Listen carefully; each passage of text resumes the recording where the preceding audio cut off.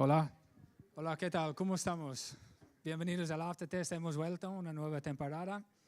¿Qué tenemos? Bueno, primero me presento, soy Graham Morán, para la gente que no me conoce. Trabajo para Nexo QA. Uno de nuestros valores de Nexo QA es intentar promocionar el testing y calidad de software dentro del sector y dinamizar la comunidad, ¿no? Los textos que estamos aquí. El Aftertest, bueno, intentamos llegar a cumplir estos objetivos o valores por los eventos que organizamos, ¿no? Hacemos el Aftertest aquí en Barcelona y Madrid. Intentamos hacerlo cada mes, ¿no? A partir de octubre hasta junio. También damos formación. Y bueno, intentamos facilitar, ¿no? Textos con información, tendencias y todo lo que podamos para dinamizar la comunidad y crear una comunidad aquí en Barcelona y Madrid. Ok, ¿qué tenemos para esta noche? Tenemos una charla sobre la automatización de pruebas con el mejor lenguaje para automatizar pruebas, ¿no? Con Tony Robles. Hacemos una ronda de preguntas, respuestas. Hacemos un concurso divertido, 3 preguntas. Vamos a sortear una entrada para un evento que voy a anunciar ahora. Y tenemos 2 objetivos del Aftertest, aquí esta reunión. Es para informarnos de cómo se estamos haciendo testing y calidad de software en el sector, ¿no? Invitamos gente como Tony, que son expertos, que tienen un cierto nivel de experiencia en el campo, para enseñarnos y contar cómo está haciendo una especie de testing en su trabajo. Pero el otro objetivo es, como he dicho, dinamizar la comunidad, conocer nuevos textos, tener la sensación que somos parte de una comunidad. Y por eso, bueno, tenemos cervezas allí y estáis invitados para tomar algo después, ¿no? Así que tenemos más tiempo para hablar más de testing. Bueno, me alegro muchísimo poder anunciar que vamos a hacer el Test Academy aquí en Barcelona en enero, el día 24. Estamos finalizando, bueno, ya tenemos el programa, pero falta publicarlo oficialmente. Pero os puedo decir que tenemos sesiones, bueno, muy interesantes, una variedad de sesiones como la inteligencia artificial y testing, pruebas continuas y DevOps, pruebas unitarias, pruebas de API. ¿Qué más tenemos? Pruebas ágiles, la gestión de test ágil, pruebas exploratorias y pruebas automatizadas. Entonces tenemos una variedad de temas este vez en el 24 de enero. Bueno, toda la información va a estar en la web que tenemos, SpanishTestAcademy.com, y espero que esta semana podamos publicar los detalles del programa. También desde Nexo ofrecemos cursos, ¿no? Si estáis interesados en certificaros o realizar un curso para entender o mejorar vuestros conocimientos o habilidades. Los próximos cursos que tenemos son, bueno, automatización con Appium, aquí en Barcelona, pruebas de rendimiento, el curso CAT, la certificación, y también automatización con Selenium. Entonces, si estáis interesados, toda la información está en la web, ¿vale? Vale, pues ya está. Os presento Tony Robles, que nos va a dar una charla sobre el mejor lenguaje para automatizar pruebas. ¿Tienes sí. Aquí hacemos el cambio.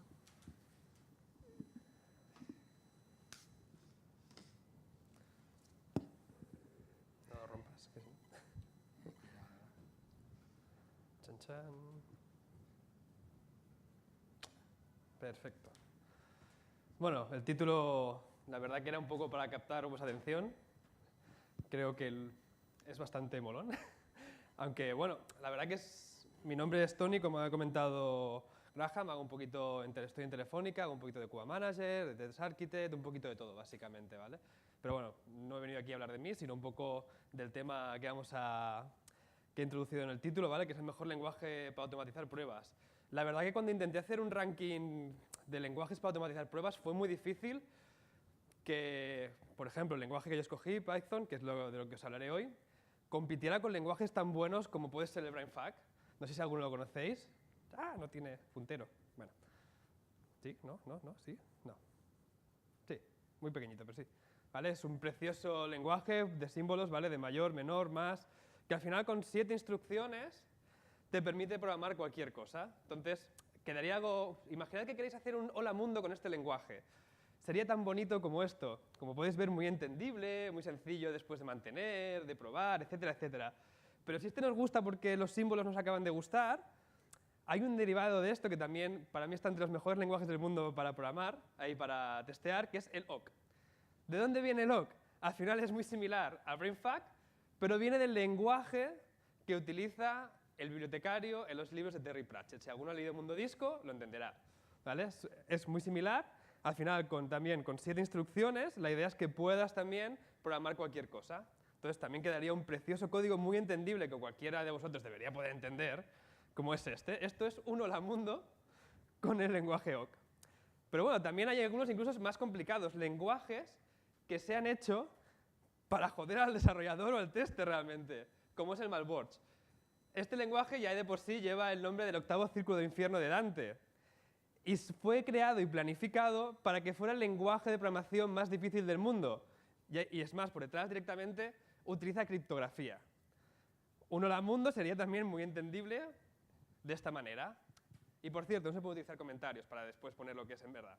Entonces, claro, cuando hablas del mejor lenguaje del mundo para testear o para automatizar y te encuentras con estos lenguajes, es muy difícil competir. Pero aún así lo voy a intentar, ¿vale? Entonces, cuando yo busco un lenguaje de programación o una herramienta de testing, digamos que para mí sería perfecta, ¿qué debe tener realmente? Pues lo primero que sea multiusos. Uno de los problemas que me he encontrado yo en mi día a día, al fin y al cabo, ha sido el hecho de que, pues mira, para probar API REST utilizamos el SwapUI, para probar performance utilizamos el JMeter y para las pruebas de web utilizamos Selenium. Pero es que aparte la definición la tenemos en TestLink y juntar todo esto es muy complicado. Entonces pasaba cosas como esta, que al final intentabas integrar 2 herramientas y realmente no podías integrar esas 2 herramientas porque si tenías una solución comercial te pedían dinero, si es open source, aunque tenga una API muchas veces no es tan fácil directamente integrarlas, había un trabajo detrás, etcétera, etcétera. Es muy complicado encontrar soluciones directamente que se adapten perfectamente a nuestra forma de trabajar y a nuestro equipo. Y luego aparte también, otro de los problemas que encontraba era la colaboración. Si utilizas 4 herramientas diferentes, ya no es que no tengas colaboración con el equipo de desarrollo, sino que incluso en el propio equipo de testing, la gente que a lo mejor sabía utilizar el SwapUI no sabía utilizar, por ejemplo, el JMeter.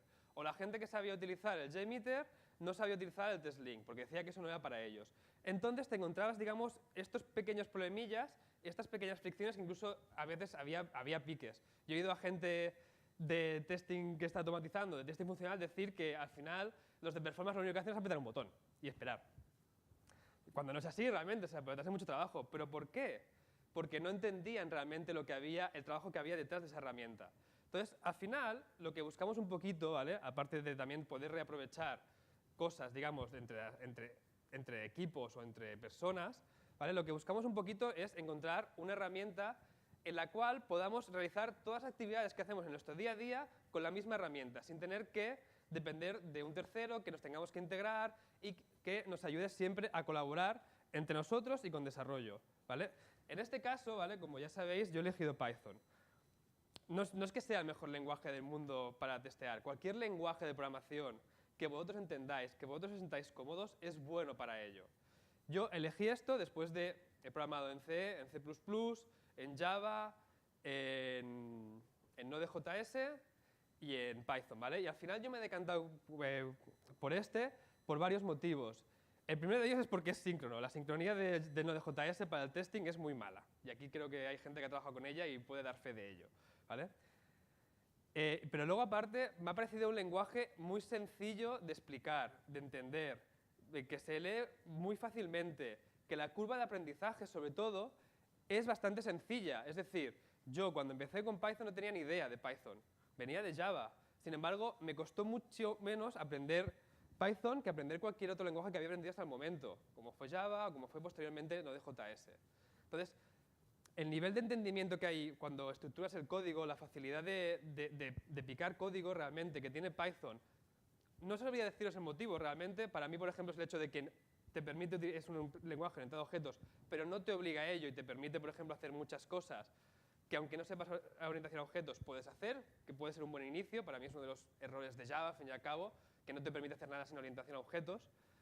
Python sí que te lo permite, pero bueno, al final lo que permite esto es que la curva de aprendizaje sea mucho más rápida y liviana. Entonces, lo que quiero enseñaros aquí un poquito es cómo podemos utilizar, en este caso, Python, que como os digo, podría ser aplicable probablemente a Java en la mayoría de casos, con todas vuestras actividades diarias. En este caso, pues me gustaría incluir también la parte de unit testing, no sé si hay algún programador por aquí, porque aprovecharé también, digamos, esta parte para introducir lo que sería uno de los frameworks para ejecutar los tests, ¿vale? Entonces, también hablaremos un poco de los tests de aceptación. Aquí he querido dividir un poco, ¿vale? Si cogemos un poco la pirámide de test, entre aceptación y web, ¿vale? Digamos, si cogemos la pirámide, estaría más en el centro. O sea, aceptación, me estoy refiriendo a las pruebas de API REST en este caso, que es el ejemplo que daré, pero podrían ser directamente tirar contra bases de datos, tirar contra colas de Rabbit, contra Redis, contra cachés, contra lo que fuera, ¿vale? Como no podía extenderme aquí eternamente, pues el ejemplo que voy a poner, que es el más común, creo yo, es cómo podemos, digamos, testear API REST. Luego también la parte de performance. Hay herramientas en Python que nos permitirá realmente ejecutar temas de performance. Y luego también la parte de definición de test. No tener que depender de un Jira, no tener que depender de un TestLink, muchas veces va bien, al fin y al cabo. Entonces, empezamos un poco por el primero. Lo primero que os quiero enseñar es el Nose Test. ¿Por qué os quiero enseñar Nose Test? Al final, porque es un framework que nos va a permitir, tanto nosotros como los desarrolladores, si quieren utilizarlo, poder ejecutar, ¿vale? Pruebas de cualquier estilo. No tienen por qué ser unitarias solo. O sea, yo he lanzado test de Selenium con Nose Test. Es más, muchas veces lo hago. Puedo lanzar pruebas de API REST con Nose Test. Es un framework que nos da una serie de herramientas que nos permitirá ejecutar cualquier tipo de test de forma sencilla, al fin y al cabo. Entonces, al final, ¿qué nos ofrece? Pues nos ofrece lo que nos ofrecería cualquier framework del estilo, tipo JUnit.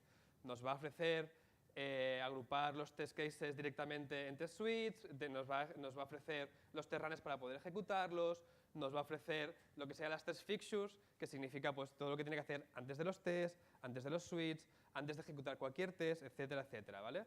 También, si utilizáis Python, por ejemplo, nos va a ofrecer cobertura, ¿vale? Si vuestro código fuente, no de test, sino el código fuente que estáis testeando es Python, os ofrecerá también cobertura. Y luego también un pequeño profiler que puede ir bien para saber, por ejemplo, en cada función cuánto tiempo gasta. Básicamente aquí es más para temas de performance, básicamente. Y luego incluye también unas herramientas, aunque las de Nose están bastante bien para hacer aserciones y para que sean más leíbles, más bonitas, yo recomendaría incluso utilizar otros matchers como sería Handtest, por ejemplo. ¿Cómo sería, digamos, cómo funciona este framework? Pues muy sencillito, ¿vale? Tenemos lo que serían los tests, ¿vale? Que serían estos dos. Básicamente tienen una keyword, o sea, agrupamos todo en una clase, que sería, digamos, una test suite, podría ser, una funcionalidad en la cual testeamos. ¿Y qué tenemos aquí? Tenemos los class methods, que ahora explicaré qué son, el setup y el teardown, ¿vale? Que son lo que se ejecutará antes y después, y luego los tests. Tan fácil como esto. ¿Qué hacemos aquí? Por ejemplo, tenemos dos tests, uno que testea que no es igual y otro que testea que es igual. Vamos paso por paso. Empecemos por los tests. ¿Qué es un test? Al fin y al cabo es una función de Python. Lo que veis aquí con def es lo que sería una función en Java, o hay un método en Java o una función en cualquier lenguaje, ¿vale? ¿Qué tenemos aquí? Pues básicamente el código que queremos, que definimos una variable que tiene el valor SomeValue, al final es una string, y lo que hacemos es ver que aseguramos, digamos, que la string demo, que vale SomeValue, es diferente, o sea, no es igual a incorrect value. Este test va a pasar, obviamente, porque son diferentes. Y el de abajo pues es al revés, ¿vale? Definimos la misma, string demo, y luego decimos que ha de ser igual el string demo con SomeValue. Esto sería lo que sean los tests. Dentro de aquí puede haber cualquier cosa. Puede haber llamadas a API REST, puede haber llamadas a métodos de Selenium, puede haber lo que queráis. Cualquier cosa de código, al fin y al cabo. ¿Qué son el setup y el teardown? Estas dos funciones lo que hacen es ejecutar antes de cada uno de estos tests, antes y después de cada uno de estos tests, lo que hay aquí dentro, ¿vale? En este caso ejecutan directamente, printan por pantalla directamente este código, ¿vale? I'm executed every time before a test is executed, ¿vale? Y lo mismo parting down. Y la diferencia con las de aquí arriba, que veis que tiene una notación que se llama class method, ¿vale? Esto lo que hacen es ejecutarse al principio y al final de la clase, de la ejecución de la clase. Es decir, se va a ejecutar solo una vez.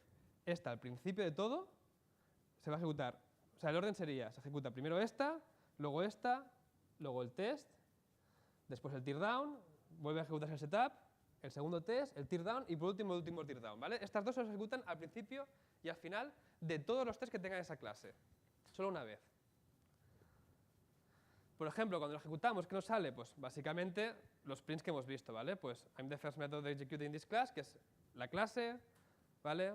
Y luego, pues, ejecutamos el setup del test, el teardown del test, el setup del test, el teardown del test y el último teardown, el de clase. Y te dice que han habido 2 tests que han pasado bien, básicamente. Como veis, tiene una sintaxis muy sencillita, los fixtures son muy sencillitos y al final la agrupación también es bastante sencilla. Después, estas clases podríamos tener otro fichero aparte en el cual declaramos las test suites que podrían ser agrupaciones de estas clases, ¿vale? Nosotros podemos tener 200 clases y luego una test suite que agrupe estas clases directamente, tan sencillo como eso. Es muy fácil.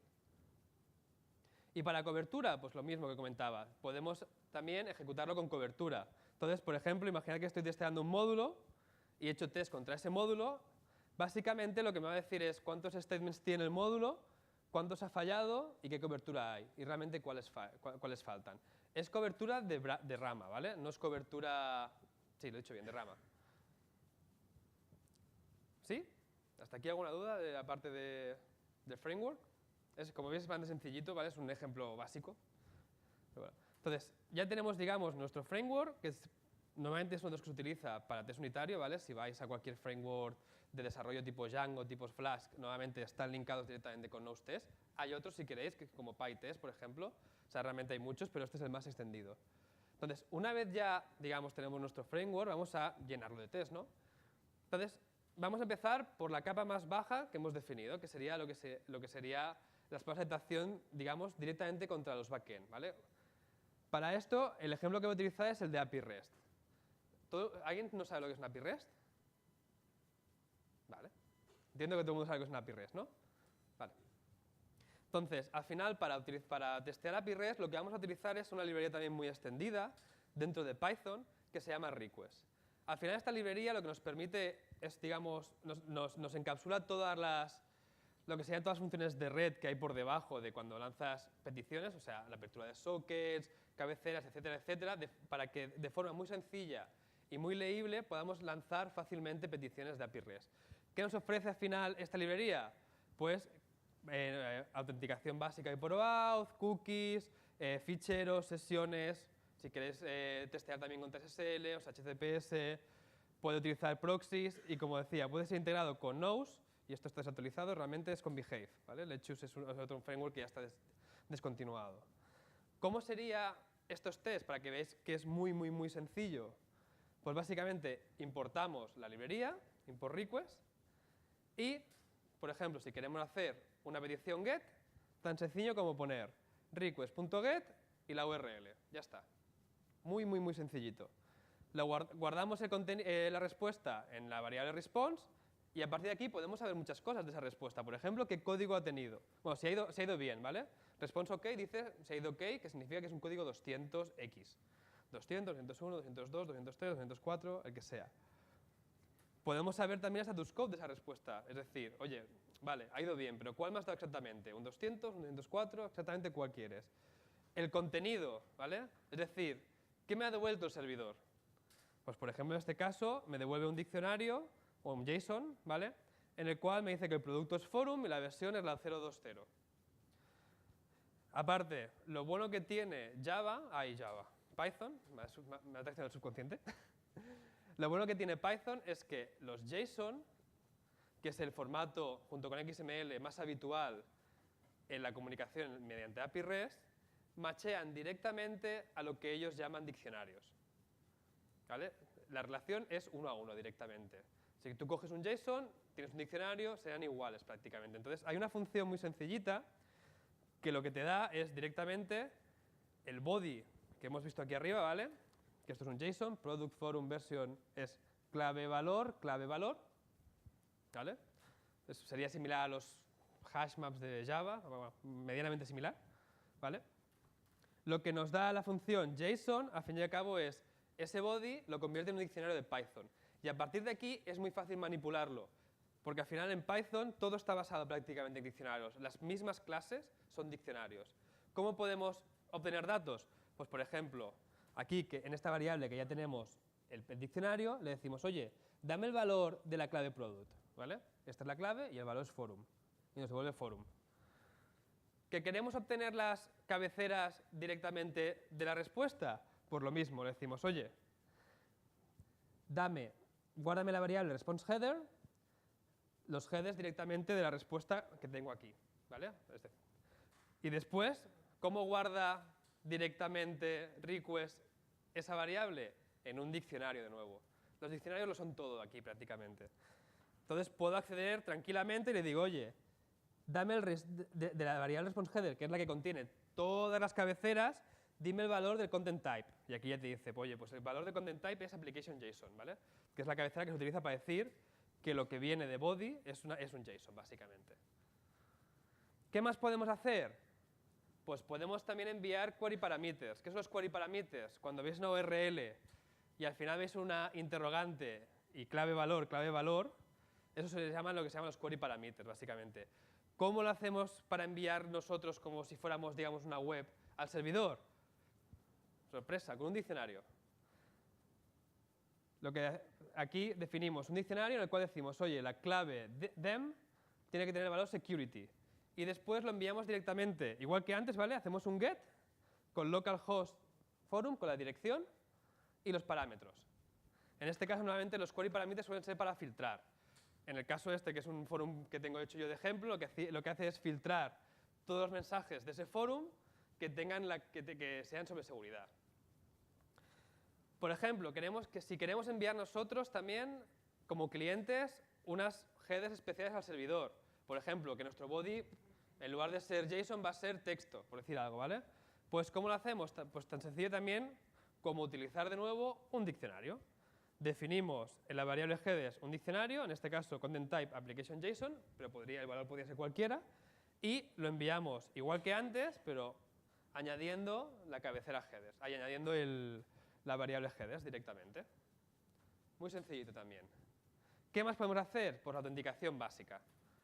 Hay webs que directamente cuando accedes te sale la típica pantalla de, oye, dame el user y el password. Pues en este caso podemos hacerlo también de forma muy sencilla, pero no con un diccionario. Aquí estaba la trampa.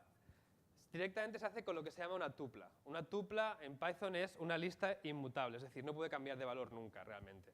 Pero es mucho más eficiente a la hora de gestionar memoria, básicamente. Entonces lo que hacemos es mandar con el parámetro auth el username y el password. Y esto él ya por debajo ya utiliza el hash que haga falta para enviarle al servidor la básica authentication calculada directamente. Por ejemplo, que queremos enviarle un body, pues lo mismo de siempre. Definimos un body utilizando un diccionario y se lo mandamos. En este caso hay una pequeña trampa, y es que os he dicho que el diccionario y el JSON mapean, pero al final el JSON no deja de ser una string, digamos, codificada en un encoding especial. Entonces hay que utilizar una pequeña función, ¿vale?, de una librería que se llama JSON, que lo que te hace directamente es convertirlo. Si tú luego lo lees, vas a ver lo mismo, pero internamente no es igual realmente. ¿Qué más podemos hacer? Pues, por ejemplo, subir un fichero. También de forma muy sencilla. Esto, por ejemplo, en SwapUI era un dolor de cabeza, subir un fichero. ¿Cómo lo hacemos? Pues lo mismo. Hacemos, en este caso, un post, porque no tiene sentido hacer un get enviando un fichero. Normalmente cuando envías ficheros suele ser con post o con patch o con put, ¿vale? Y le decimos directamente el fichero. Que al final esta variable, ¿qué es? La ruta del fichero en modo read. Punto. No tiene más. Con cookies, lo mismo. Definimos un diccionario. Esta es otra forma de definir un diccionario. Las cookies que tenemos. Las cookies que queremos enviar. Y lo enviamos como parámetro. Cookies, cookies. Como veis, todo es igual. Es el parámetro que sea, enviamos el diccionario que toca. Excepto la autenticación básica, que es una dupla. ¿Vale? Vale, ya hemos pasado al primer nivel. Ya tenemos probado muy bien nuestro servidor y ya vamos. Lo tenemos finito. Dices, bueno, pues ahora quiero probar realmente la integración entre el frontend y nuestro backend. Es hacer una prueba más end-to-end, digamos. Aquí, la verdad que yo creo que no hay dudas. La aplicación o la librería que mejor funciona y está más extendida en el mundo es Selenium. Poco puedo decir aquí, la mayoría de vosotros ya la conoceréis, ¿vale? Al fin, soporta la mayoría de navegadores, Firefox, Chrome, Internet Explorer, Safari, Opera, etcétera, etcétera. Incluso había una extensión por ahí que hizo Telefónica, si queréis ver, para Firefox OS, si alguno la tiene aún, no creo, pero, o si alguna vez la ha visto. Pero vamos. También puede ser integrado con Nose y con Behave, lo mismo, esto se me ha olvidado utilizarlo. Se puede integrar fácilmente con el CI, tiene el grid para ejecutar en diferentes sistemas operativos y diferentes navegadores, etcétera, etcétera. ¿Vale? Entonces, al final, Selenium se ha hablado mucho, hay muchos libros, hay mucha gente que se vuelve loca con ella, realmente, pero el mecanismo de Selenium, o sea, lo que es la base es muy sencilla. Parte de 3 elementos, o sea, de 3 acciones. Únicamente localizar los elementos, que al final es lo que más cuesta, conseguir, digamos, localizar esos elementos por ID, por CSS, por XPath, por name, por class. Aquí los verdaderos gurús de Selenium yo creo que tienen el máster en este punto, en conseguir XPath reutilizables, que no se rompan, etcétera, etcétera. Pero al final es tan sencillo como identificarlos, seleccionarlos y si queréis ver las propiedades que tienen, pues el color, si es clicable, si es seleccionable, si es visible, lo que sea, interactuar con ellos. Realmente Selenium no te da nada más, aparte de algunas propiedades para interactuar también con el browser de, pues cámbiame la pantalla, seleccioname un iframe, cámbiame de tab o créame una nueva pantalla, pero realmente Selenium se basa en estos 3 principios: localizar, seleccionar e interactuar. Punto. Entonces, ¿cómo lo hacemos aquí? Por ejemplo, un ejemplo sencillito de Gmail. Pues cargamos obviamente el WebDriver, en este caso utilizamos Firefox. Ahora cambia un poquito con Selenium 3, tendríamos que instalar antes el Gecko Driver, o si queremos utilizar Chrome, el Chrome Driver, ¿vale? Aquí dependerá un poquito ya de la setup. Vamos a la página web, en este caso gmail.com. Como podéis ver también es muy sencillito. Oye, quiero esta página web, un .get. Y luego pues al final es localízame los elementos. En este caso el ejemplo los localizamos por nombre, ¿vale? Aquí podríamos localizarlo por email, por class, por ID, por XPath, por CSS Selector, por lo que queráis. Por link test también hay, por partial link text. Hay bastantes selectores que podemos utilizar, ¿vale? Los más comunes igualmente suelen ser por ID, por XPath, CSS Selector, suelen ser los más comunes realmente, por class también. Entonces, los localizamos, le decimos, vale, tenemos el username y el password ya localizados. Pues ahora interactuamos con ellos. Le digo, bórrame todo lo que haya en el campo username, bórrame todo lo que haya en el password. Y ahora, una vez lo tengas borrado, pues si había algo antes, me mandas las teclas QA and QA. Y localizamos el elemento, el botón de entrar, digamos, que en este caso también lo hacemos por nombre, que es sign in, y clicamos sobre él. Pero como veis, el proceso siempre es el mismo. Identificamos, interactuamos. Entre medio podríamos ver si es seleccionable, si es clicable, incluso si queremos el color o el HTML que tiene dentro de ese elemento, lo que quisiéramos realmente. O sea, tenemos accesible todo el DOM para poder interactuar con él. Y aquí, por ejemplo, lo que hago es hacer una pequeña aserción de que correo existe en el título de la página. Esto es muy bonito y todo lo que queráis. Si alguna vez no habéis tocado Selenium y me veis una demo, diréis, ¡hola, qué chulo, va solo! Que alguna me ha pasado con gente que lleva desarrollando 15 años y expertos gurús y lo ven y dices, ¡hola, va solo! ¿Qué ha pasado aquí? Digo, bueno, pues al final esto existe hace muchos años, seguramente no os explico mucho, pero lo importante no es hacer esto, que como veis es muy sencillo, sino hacerlo bien, ¿vale? Para hacerlo bien, ¿qué tenemos que utilizar? Lo que se llama el patrón PageObject. ¿Qué es un pattern PageObject? Al fin y al cabo es encapsular, digamos, una página o una parte de esa página en una clase, ¿vale? Es una encapsulación, digamos. ¿Para qué hacemos esto? Básicamente para incrementar la mantenibilidad, que sea mejor leíble y al final abstraer, digamos, la lógica de los datos, ¿vale? Un poquito. ¿Por qué hacemos esto? Porque al final las páginas cambian. Y al igual que los usuarios quieren que hoy salga un color diferente, los desarrolladores también les da por introducir nuevos divs, introducir nuevas clases que te rompen todo. Entonces, ¿qué pasa? Que si tú en cada test, digamos, identificas el elemento, interactúas con él, identificas, interactúas, el día que te cambian algo, te van a romper todos los tests y tendrás que cambiarlo en todos los sitios donde tengas esos tests. Por lo tanto, vas a perder mucho tiempo en poder digamos, recuperar esos tests. Para esto lo que se hace, al fin y al cabo, es, esto es un ejemplo sencillito también, ¿vale? Creas una clase de esa página web o de un trozo de una página web, realmente no hace falta que sea una página web completa. Y lo que haces es, defines los elementos, bueno, si quieres defines también la URL. Aquí inicializamos el driver. En este caso, como es algo muy sencillito, lo inicializamos aquí, ¿vale? Pero probablemente lo podríamos inicializar en otro sitio. Es más, realmente nos lo pasarán por parámetro. Y definimos las funciones que nosotros necesitemos. Una open, que lo único que hará esta open, al fin y al cabo, es conseguir abrir la URL que tenemos definido aquí arriba.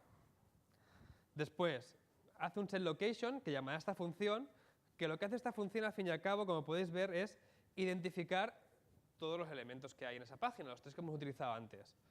El email, el password y el botón de entrar. Y luego, a partir de aquí, pues podemos tener todas las funciones que queráis. Podemos tener la de clear files, que lo que hace es limpiarte los dos campos. Pensad que una vez yo ejecuto esto, estas variables de aquí, realmente ya las tenemos identificadas, ya no tenemos que preocuparnos. Puedo tener la función de, oye, introdúceme el username y le paso como parámetro el username. Introdúceme el password igual. Y la última, que sería el submit, que lo que haría al fin y al cabo es clicar sobre el botón.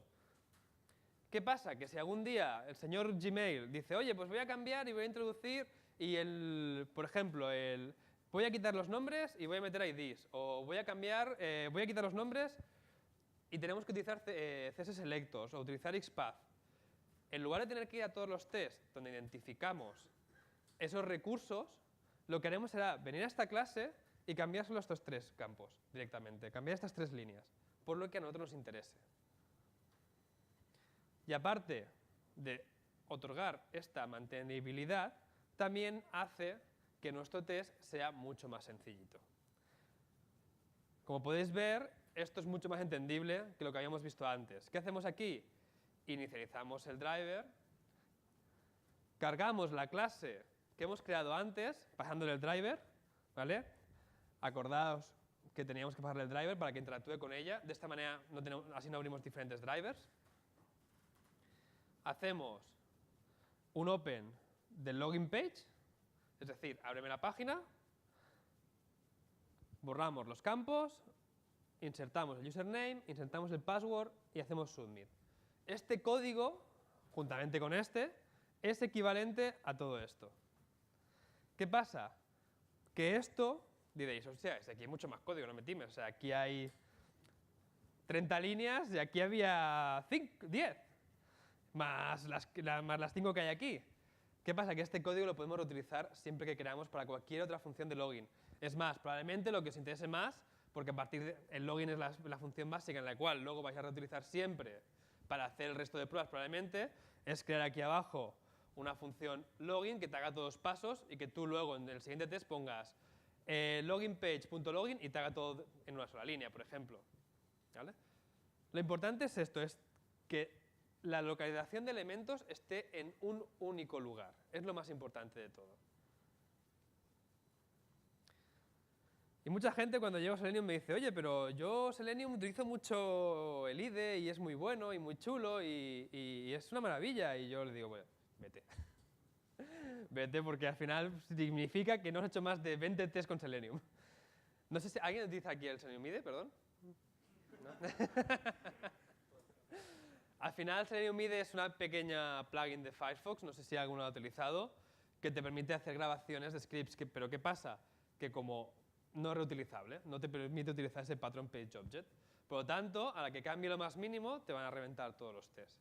Entonces, yo nunca recomiendo utilizar Selenium IDE.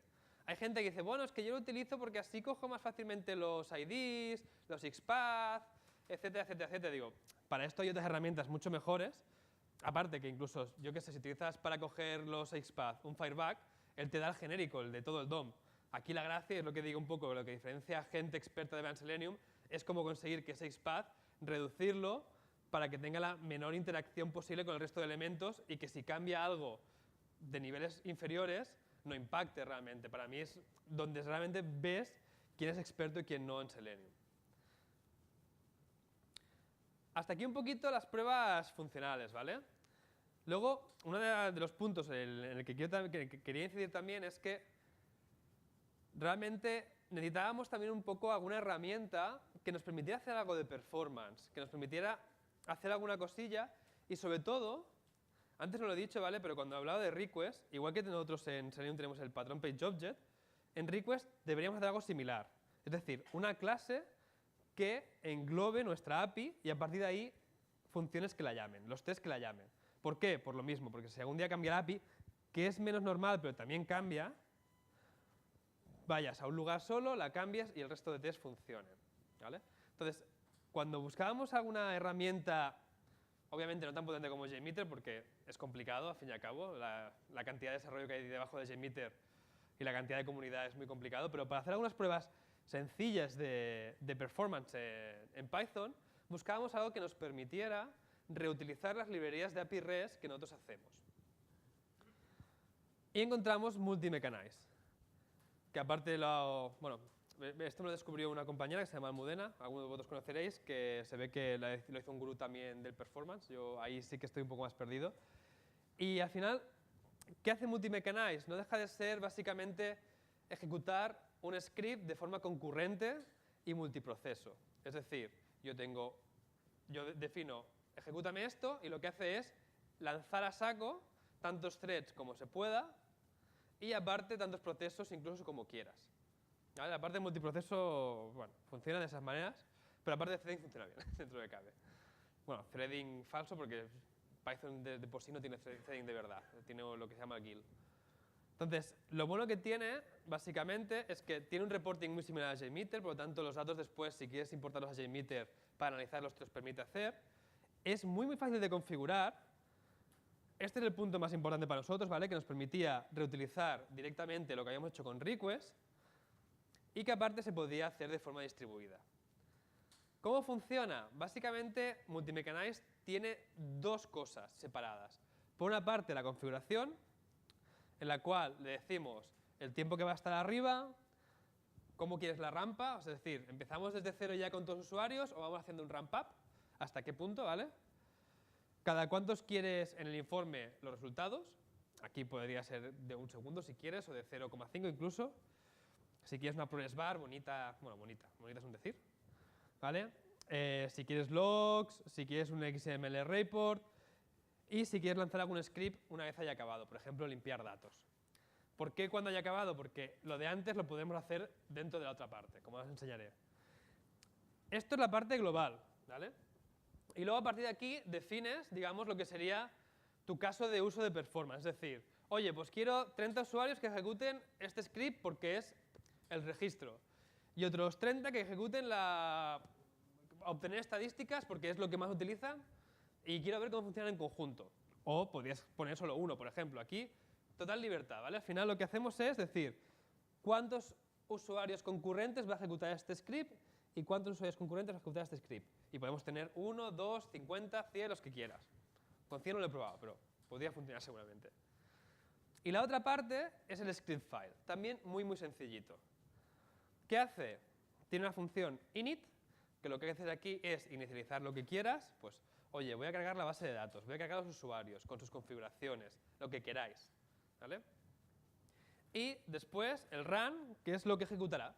Pues aquí es donde iría las peticiones. Imaginad, por ejemplo, en el forum que hemos visto, pues los gets, ¿vale? Pues request.get a tal URL con tales cookies. Y aquí iría a saco a pedir, con los 50 usuarios concurrentes. Tan sencillo como eso. ¿Qué tiene de bueno esto? Que todas las funciones que yo, por ejemplo, he configurado o tengo en mi clase de API REST que he hecho, las puedo utilizar aquí. No tengo que volver a picarlas de nuevo, básicamente. Por ejemplo, aquí me he creado una función sencillita para reutilizar, pero esto podría estar en otro sitio, podría estar en otro archivo, ¿vale? Que le digo que esta es la URL, este es el body que voy a mandar, y al final lo que hago es envío un post a la URL con el body y la autenticación básica. Y le digo, oye, OK. Tan sencillo como esto. En este caso no hay init, y lo único que hago aquí es decirle, oye, ejecútame este script. Punto. Esto podría estar en la librería que tengáis vosotros de API REST directamente. ¿Vale? Lo he puesto aquí para que lo veáis, pero podría estar en cualquier sitio. Es lo bueno que tiene, que puede reaprovechar el código que habéis hecho en otro nivel de test. Y ayuda sobre todo a que la gente de performance y la gente que está probando API REST puedan trabajar conjuntamente y no tengan que rehacer el código, básicamente. ¿Qué nos ofrece de información? Lo que he dicho antes, no es tan potente como JMeter. Si queréis ejecutar y empezar a lanzar gigas y gigas y gigas y gigas de tráfico, no es vuestra herramienta, ¿vale? Pero sí que sirve sobre todo para ver, por ejemplo, si entre una build y otra hemos perdido performance, ¿vale? Podéis analizar los tráficos y ver si, oye, antes la mediana era 56 milisegundos y ahora son 58. Pues aquí podréis incluso definir unos thresholds y decir, oye, pues a partir de aquí, eso se ejecutaría todo el día en el Jenkins, pues levanta la bandera. Sirve para estas cosas sobre todo, ¿vale? ¿Qué nos ofrece? Pues lógicamente un resumen, los timers, que no he hablado un poco de ellos porque si no me extendería, ¿vale? Igual que te dice los tiempos de respuesta, tú dentro de tu script puedes tener diferentes pasos, ¿vale? Pues primero hago login, luego hago otra cosa. O sea, puedes definir un flujo, al final ahí es código y puedes hacer lo que quieras. Podrías definir timers específicos para saber en qué punto, o sea, qué tarda cada una de esas funciones realmente, ¿vale? En este caso no tenía lógica porque solo hay una función, pero si tenéis diferentes flujos, decir, oye, pues quiero ver todo el flujo del usuario a nivel de performance cuánto tarda y quiero saber cuánto tarda cada una de las funciones. Aquí podréis hacerlo, ¿vale? Podríais definir timers directamente. Contadores, pues obviamente te dice el throughput, el response time, y luego pues eso, te dice las medias, medianas, mínimos, máximos, desviación estándar, lo típico básicamente que te da cualquier herramienta actual de performance. Y luego te hace unos grafiquitos muy bonitos, ¿vale? En este caso, por ejemplo, las peticiones por segundo que hay por tiempo, ¿vale? Pues aquí vemos que va creciendo y hay un momento que parece que empieza ya a decaer. O por ejemplo, aquí incluso el gráfico es lo mismo, o sea, esto es el tiempo, digamos, del tiempo de respuesta por el tiempo también que ha tardado, ¿vale? Pues aquí vemos realmente pues, que la mayoría sí que están en una regresión, pero que hay algunos pues, que se van y aquí ya empieza a haber bastantes, por ejemplo, ¿vale? Sí, lo mismo con las medias y con los percentiles, es decir, cuántas peticiones están por encima del percentil 90 o por debajo, ¿vale? Aquí lo veríamos también, lo mismo en este caso. En este caso también es de response time, pero podría ser también de throughput, si no recuerdo mal. Entonces, un poquito para resumir, ¿vale? Hemos visto así los niveles tanto de unitario, framework, como la parte de API, como la parte de web, de la parte funcional, y luego hemos puesto también con el performance. Pero, como he comentado antes, también he hecho un inciso a la parte de definición de test. Y aquí lo que me gustaría introducir es Jira. Es broma, no es Jira. Nosotros, no sé la costumbre de la gente, ¿vale? Pero en nuestra casa durante muchos años tenían la preciosa manía de que todos los tests tenían que estar definidos en Jira. Claro, cuando tenías 10 no pasa nada, pero cuando tenías 200 y cambiaba algo y tenías que ir a cambiar cualquier cosa de los 200, pero claro, cada vez que ibas tenías que ir a uno, esperar que se cargara, cambiar, salvar, ir a otro, esperar que se cambiara, salvar. Era un poco horrible, ¿vale? Y aparte la gestión de versiones de Jira, tienes un histórico y todo, pero es bastante enfarragosa, básicamente. Entonces yo aquí lo que hice, digamos, fue cargarme la parte de Jira y directamente toda la definición de test está hecha en BDD. No es una charla sobre BDD, me imagino que la mayoría sabe lo que es. ¿Alguno sabe lo que es BDD? Esos son expertos todos, soy aquí, madre mía, menudo público que tengo. ¿Vale? Entonces al final, bueno, para los que, si alguno no lo sabía, por vergüenza, ¿vale? Es una manera de utilizar, de ejemplificar el funcionamiento de un software, ¿vale? De forma ilustrativa para que sea entendible. Es, digamos, una definición un poco básica, pero así en pocos segundos. Y lo que hace es definir el software, básicamente el comportamiento, utilizando 3 steps. El given, que serían las precondiciones de los tests, el when, que son las acciones, y el then, que son las poscondiciones, ¿vale? Si cogéis cualquier caso de uso, normalmente son muy similares, ¿vale? Precondiciones, acciones y poscondiciones.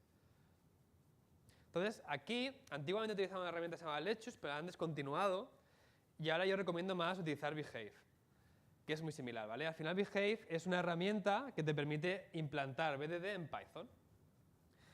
Es muy fácil de integrar, como he dicho antes, con cualquier tipo de test. Al final es un conjunto de decoradores que por debajo te permiten utilizar cualquier tipo de código, ¿vale? Sea REST, sea WebDriver, sean test propios que tienes tú contra consola, lo que sea, da igual, ¿vale? Se integra muy fácilmente con cualquier cosa. Una cosa muy importante para mí es que sea data-driven, es decir, que yo defino los tests y puedo ejecutar el mismo test con diferentes juegos de datos, ¿vale? Utilizando tablas, como veremos. Y lo que comentaba, al final es una serie de decoradores que nos permite ejecutar funciones. Dentro de esa función puede haber lo que queráis, realmente. ¿Cómo sería? También se divide en dos partes. Lo que sería el archivo .features, que es donde está definido el comportamiento, como sería esto, ¿vale? Pues imaginad que estamos probando la API de geolocalización de Google. Y lo que queremos saber es el country code de un país. Pues algo tan sencillo como esto, ¿vale? Dada el nombre de una ciudad, cuando pido el geoencoding de esa ciudad, entonces obtengo el nombre con el country code, ¿vale? ¿Y qué hago? Quiero ejecutar este test, esta definición, contra todos estos datos. Aquí hay 3, podría haber 100.000, da igual, ¿vale? Pero lo bueno que tiene esto es que cada una de estas líneas está macheada a una función de código. Aunque se ejecute 10.000 veces, se va a ejecutar siempre la misma función de código. ¿Cómo lo cambiamos realmente? Lo que veis aquí, que está entre corchetes, city, city y country code, si os fijáis, coincide con los headers de las columnas, directamente de los datos. Entonces, lo que hace en cada iteración es cambiar esto por cada fila, en realidad row, por cada fila. Por ejemplo, la primera sería given a Barcelona name, la segunda sería given a Paris name y la tercera sería given a San Francisco name, ¿vale? Y lo mismo aquí abajo. ¿Cómo machea? Como os lo he dicho antes. Muy sencillito. Ponemos un decorador de Python que machee, por ejemplo, veis aquí es lo mismo, a city, que es lo que está en el corchetes, name, lo mismo para el when y lo mismo para el then. Y dentro puede haber lo que queráis.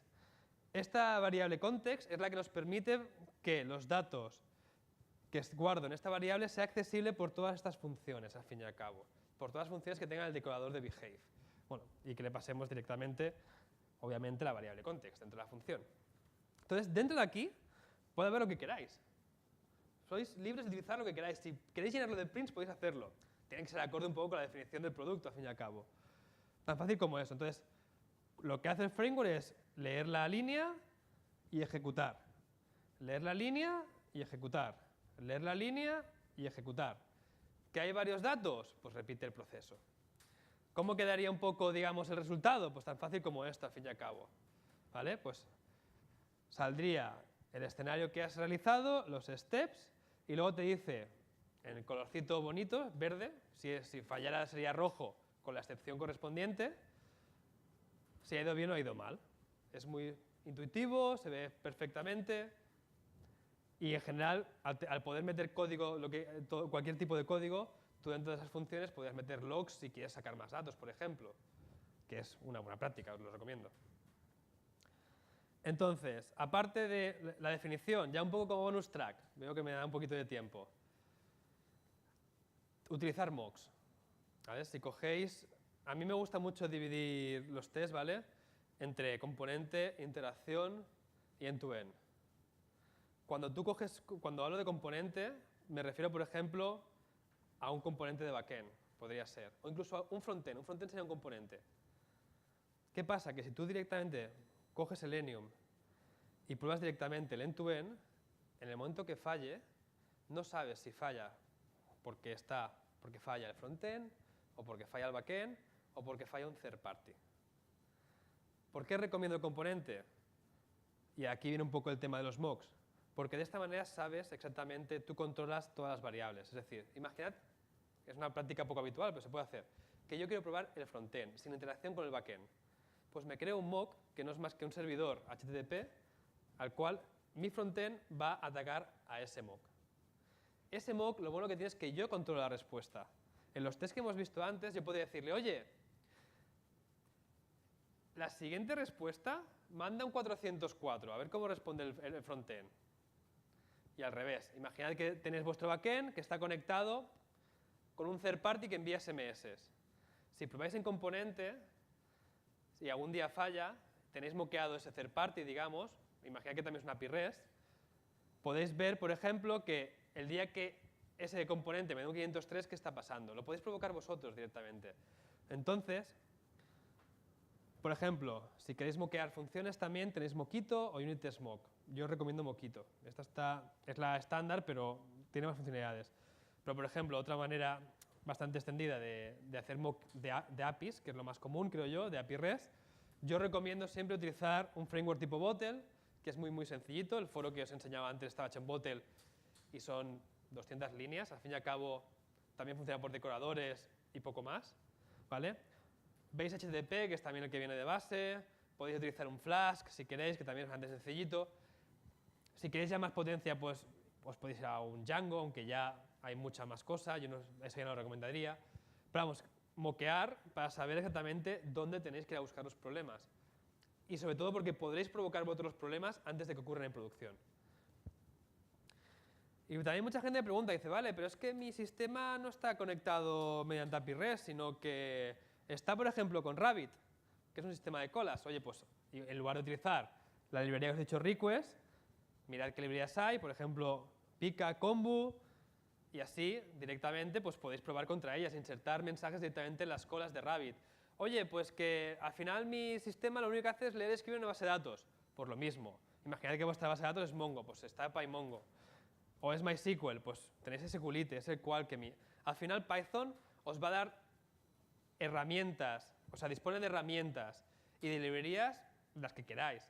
Y al final, lo que yo digo siempre es, si los desarrolladores pueden acceder a algo que está hecho con un lenguaje de programación, si estáis utilizando un lenguaje de programación el mismo o similar, vosotros también podéis acceder. O sea, no tengáis miedo. O sea, no son entes omnipotentes que han metido ahí una protección, una barrera mágica para que no podáis acceder. No. Si ellos pueden, vosotros podéis realmente. Y bueno, un poquito ya para acabar directamente. Creo que me he alargado mucho, no lo sé. ¿Vale?